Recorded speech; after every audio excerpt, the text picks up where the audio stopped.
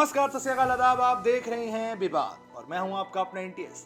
और विवाद की से बात करेंगे दिन की बड़ी सुर्खियों के बारे में। जी हां, पहली सुर्खी, कोरोना वायरस के संक्रमण को रोकने के लिए देश में 3 मई तक लॉकडाउन लागू है।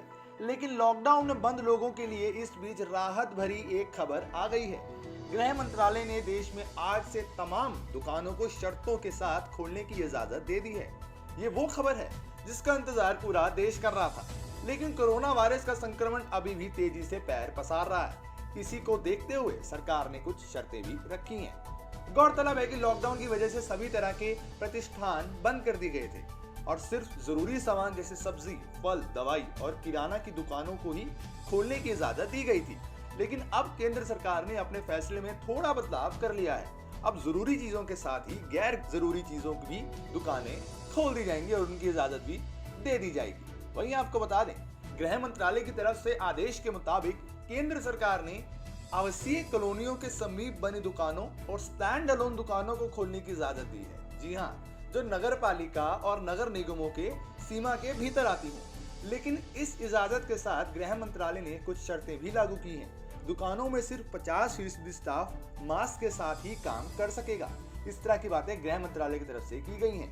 शर्तों के मुताबिक सभी दुकानें संबंधित राज्य केंद्र शासित प्रदेशों की स्थापना अधिनियम के तहत पंजीकृत होनी चाहिए। दुकानों में सिर्फ आधा स्टाफ ही काम करेगा। सोशल डिस्टेंसिंग के साथ स्टाफ को मास्क लगाना अनिवार्य होगा। यानी कोरोना से बचाव के लिए जो एहतियात जरूरी है उन्हें उन्हीं शर्तों का पूरे तौर पर पालन करना होगा।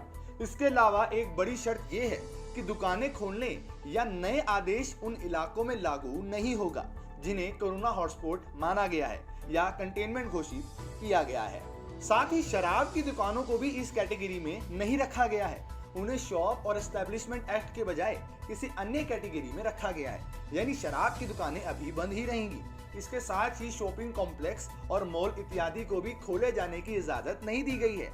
इसी के साथ ही नेहरू प्लेस, पालिका बाजार, लाजपत नगर जैसे बड़े बड़े मार्केट्स, जैसे ऐसे मार्केट्स पूरे देश में जो हैं, उस तरह के मार्केट्स को बंद किया जाएगा और अभी खोलने की परमिशन उनको नहीं दी जाएगी। उम्मीद की जा रही है कि देश में शनिवार से यानी आज से व्यवसायिक गतिविधियां कुछ रफ्तार पकड़ सकेंगी। जाहिर है लॉकडाउन की वजह से सभी तरह के प्रतिष्ठान बंद कर दिए गए थे। आपको बता दें, जैसे सब्जी, फल, दवाई और किराना की दुकान जैसी दुकानें ही आज से खुल सकती हैं। दूसरी सुर्खी, उत्तर प्रदेश की एटा में सनसनीखेज मामला सामने आया है। एटा में एक ही परिवार के 5 सदस्यों के शव घर में मिले हैं। इनमें 2 बच्चे और 2 महिलाएं शामिल हैं। बताया जा रहा है कि 2 बच्चे, 2 महिलाएं और एक पुरुष का शव मकान में मिला है। पुलिस ने गेट तोड़कर शव निकाला है। फोरेंसिक और डॉग स्क्वाड टीम मौके पर मौजूद थी। मौत के कारणों का अभी स्पष्ट पता नहीं चल पाया। ये मामला थाना कोतवाली नगर का बताया जा रहा है। तीसरी सुर्खी, कोरोना वायरस से जूझ रही दुनिया के लिए एक अच्छी खबर आई है। ये पॉजिटिव खबर अमेरिका से आई है, जहां पिछले 24 घंटों में पिछले 3 हफ्तों में कोरोना वायरस से सबसे कम मौतें हुई हैं। कोरोना से दुनिया भर में हो रही मौतों पर नजर रखने वाली संस्था जॉन हॉपकिंस यूनिवर्सिटी के अधिकारियों ने कहा है कि शुक्रवार को पिछले 24 घंटे में अमेरिका में मौत का आंकड़ा 1258 रहा है। ये आंकड़ा पिछले 3 सप्ताह से सबसे कम है। चौथी सुर्खी, भारतीय टीम के कप्तान विराट कोहली ने कहा है कि इस समय कोविड-19 के कारण स्थिति साफ नहीं है, लेकिन उन्हें उम्मीद है कि वो समय आएगा जब इंडियन प्रीमियर लीग यानी आईपीएल का आयोजन किया जाएगा। कोहली ने रॉयल चैलेंजर्स बैंगलोर यानी आरसीबी की टीम के अपने साथी और दक्षिण अफ्रीका के बल्लेबाज एबी डिविलियर्स के साथ इंस्टाग्राम पर बातचीत में कहा, इस समय स्थिति साफ नहीं है, लेकिन मुझे उम्मीद है कि एक समय आएगा जब कुछ होगा। ऐसी बातें विराट कोहली ने कही।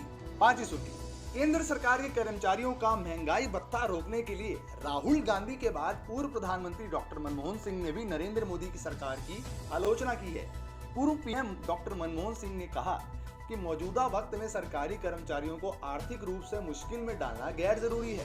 इससे पहले पूर्व कांग्रेस अध्यक्ष राहुल गांधी ने भी मोदी सरकार के इस फैसले को अमानवीय और असंवेदनशील कहा था। Be on the side of people whose year's allowance is being cut. I sincerely believe that it is not necessary at this stage to impose hardships on the government servants and also on the armed forces people. I see the problem is that you're building your central vista at the same time. So either you are not sort of doing these extravagant expenditures, but You're taking away money from the middle class. You're not giving money to the poor people, and you're spreading it, spending it on your Central Vista.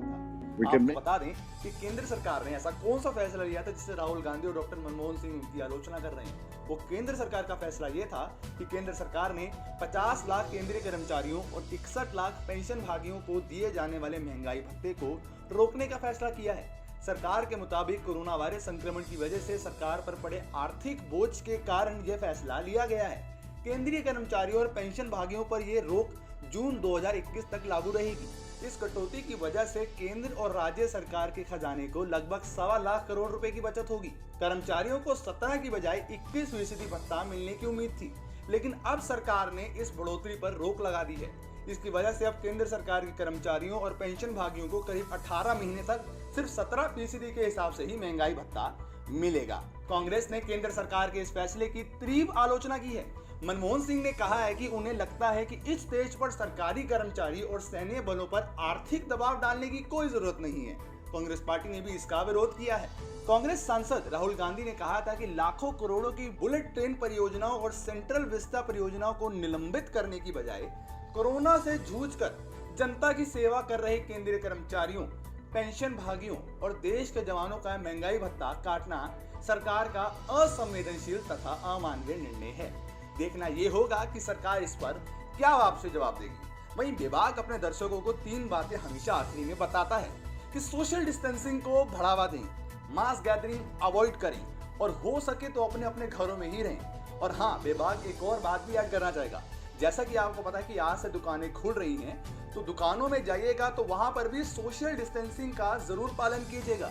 अपने से किसी दूसरे में कम से कम 1 से 2 metre का फासला तो रखिएगा ही।